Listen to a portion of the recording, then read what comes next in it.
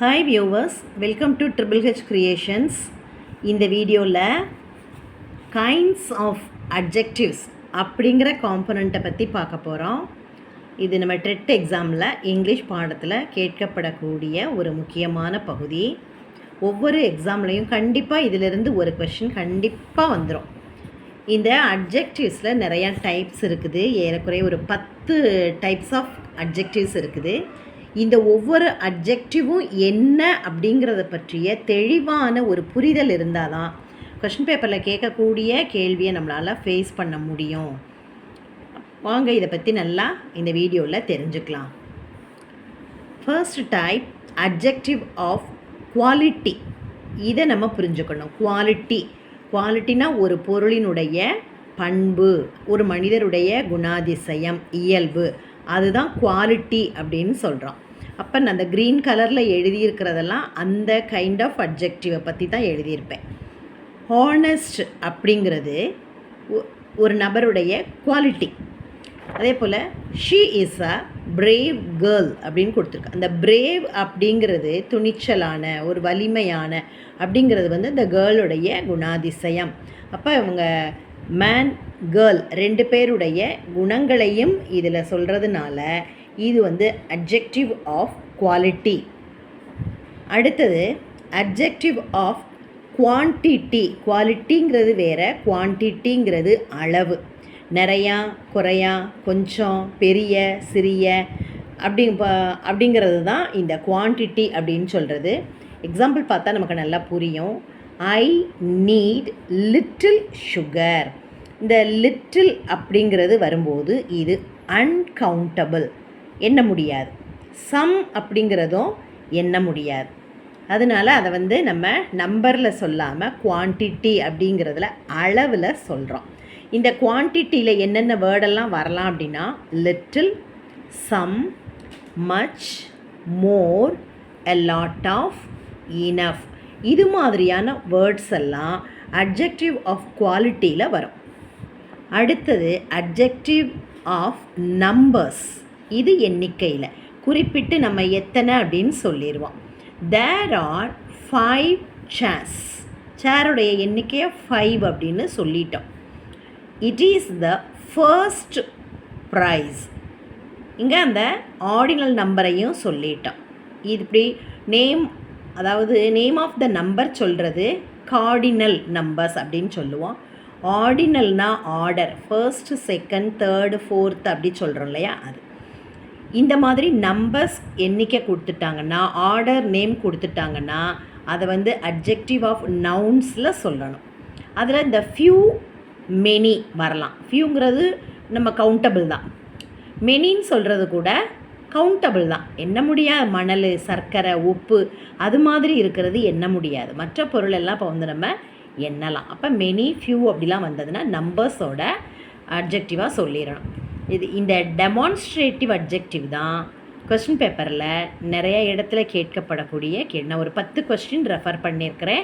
அந்த 10 கொஸ்டின்லேயும் இது ஏறக்குறைய ஒரு 5-6 கொஸ்டினில் இந்த டெமான்ஸ்ட்ரேட்டிவ் அட்ஜெக்டிவ் வந்திருக்கு. That dog is barking. This are those book is மைன்.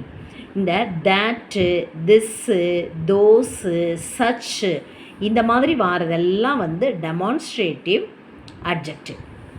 அடுத்தது இன்ட்ராகேட்டிவ் அட்ஜெக்டிவ். இன்ட்ராகேட்டிவ்ன்ற வேர்டை நம்ம பார்த்த உடனே நமக்கு கொஸ்டின் வேர்ட்ஸு ஞாபகத்துக்கு வந்துடும்.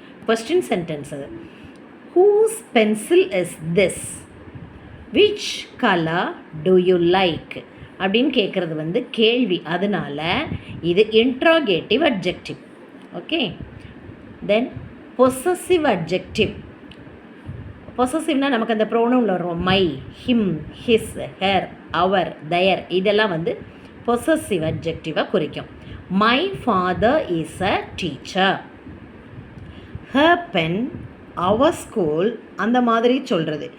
யுவர் ஃப்ரெண்ட் அப்படிலாம் வர்றது பொசசிவ் அட்ஜெக்டிவ். அடுத்து டிஸ்ட்ரிபியூட்டிவ் அட்ஜெக்டிவ். டிஸ்ட்ரிபியூட் அப்படின்னா நம்ம பகிர்ந்து கொடுக்கறது. எதை பகிர்ந்து, யாருக்கு பகிர்ந்து? ஒவ்வொருத்தருக்கும் பகிர்ந்து. பகிர்ந்துங்கிறது ஒவ்வொருத்தருக்குமே கொடுக்கக்கூடிய ஒன்று. ஸோ அதை ஈச், எவ்ரிங்கிற வேர்டோட தான் நம்ம கனெக்ட் பண்ணி பார்க்கணும். ஸோ ஈச்ன்ற வார்த்தையோ எவ்ரின்ற வார்த்தையோ வந்ததுன்னா அதை நம்ம டிஸ்ட்ரிபியூட்டிவ் அட்ஜெக்டிவாக சொல்லணும். Each child got a balloon. ஒவ்வொரு குழந்தைக்கும் ஒரு பலூனு கிடைத்தது. Every boy is here. ஒவ்வொரு பையனும் இங்கே தான் இருக்கிறான். இந்த ஈச் அண்ட் எவ்ரி வந்ததுன்னா distributive adjective. Then proper adjective. ப்ராப்பர்னு சொன்னாலே நமக்கு தெரியும், குறிப்பிட்டு அதுதான் அப்படின்னு நம்ம சொல்கிறது. So Japanese food is tasty. இந்த இடத்துல நம்ம ஜாப்பனீஸ்ன்றதை மென்ஷன் பண்ணிட்டோம். ஸோ இது வந்து ப்ராப்பர்.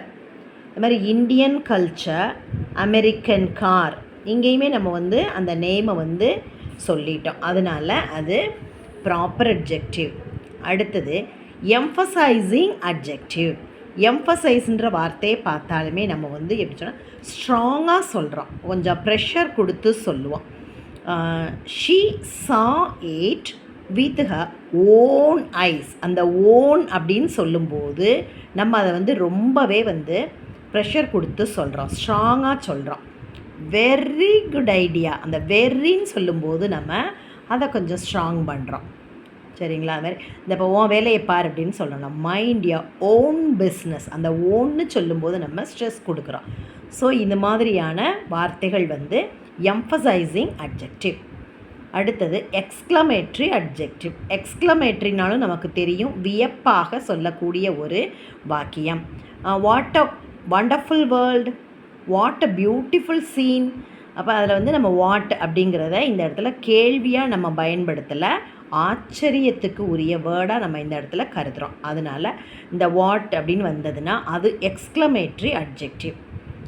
ஓகே வியூவர்ஸ், உங்களுக்கு இப்போ இந்த டைப்ஸ் ஆஃப் அட்ஜெக்டிவ்ஸ் உங்களுக்கு நல்லா புரிஞ்சிருக்கும் அப்படின்னு நினைக்கிறேன்.